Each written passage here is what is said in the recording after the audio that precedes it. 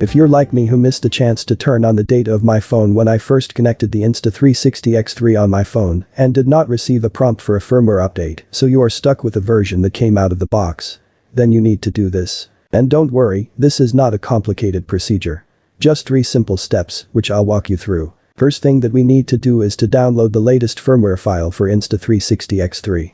So let's go to insta360.com site. Then click the burger menu from the top left corner of the page. Then click Support.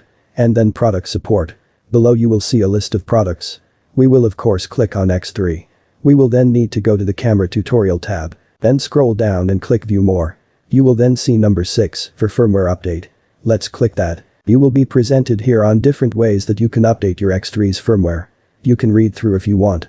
What we are going to do is the manual update, so under the Update via Memory Card section, let's click the Here link from item number 1. This will then open a page that gives you download links for the Android and iOS Insta360 application, as well as for the Insta360 X3 latest firmware, which is what we are looking for.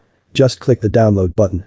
As you can see, the latest firmware version as of the creation of this video is 1.0.80. The firmware file is not that big, at only 87.7 megabytes in size, so the download will usually only take a few seconds. Alright. The download is done. You should now have a copy of this .bin file. Second step is to copy the bin file that we downloaded into the root folder of your Insta360 X3's microSD card. So let's take out the microSD card from the X3. Now we need to plug in this microSD card to the device where we downloaded the firmware file. In my case, it's my ZenBook 13 OLED. If you have a card reader built into the device, just plug the card in. Otherwise, you will need an external card reader to make the SD card accessible to your device. Fortunately for me, ZenBook 13 has a built-in card reader, so I just need to plug that in there. Now, using Windows Explorer, just copy the firmware file, or the .bin file we downloaded earlier, into the root folder of the X3's SD card. And it is really important that you copy the bin file into the root of the SD card drive. Do not put it inside any folder or subfolders, just the root. If the bin file is not located in the root folder of the microSD card, this will not work. Okay. It's done.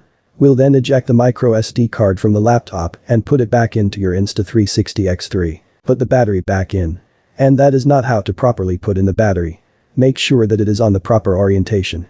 And again, make sure that all the orange indicator are hidden to make sure that the battery is airtight. Now for the third and last step, just open the X3. And there we go. The bin file that we put in the root folder of the microSD card will automatically be installed. All you have to do now is wait for it to finish. The update took 50 seconds for me, and when it's done, the X3 will automatically reboot. And that's it. You're done with the firmware update.